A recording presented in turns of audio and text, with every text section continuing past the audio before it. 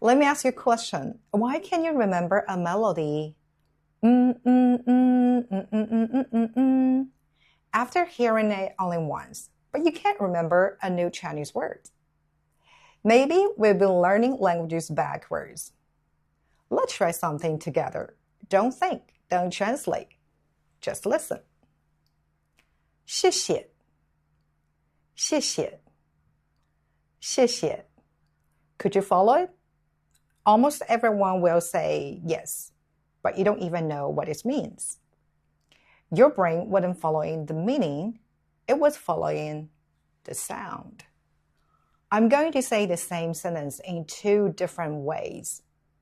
Just tell me which one is easier to follow.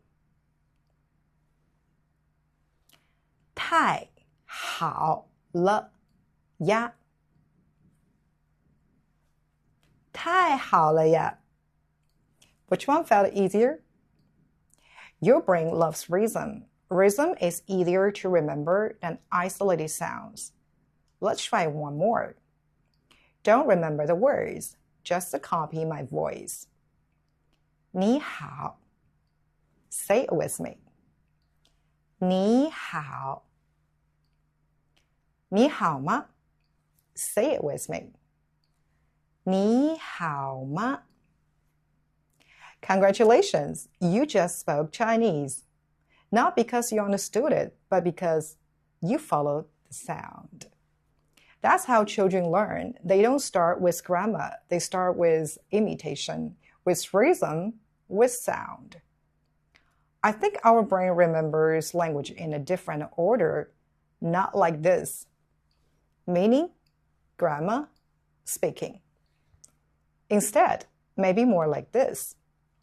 Sound, rhythm, memory, speaking, understanding. Notice something? Understanding comes later, speaking comes earlier. Before your brain remembers the meaning, it remembers the music.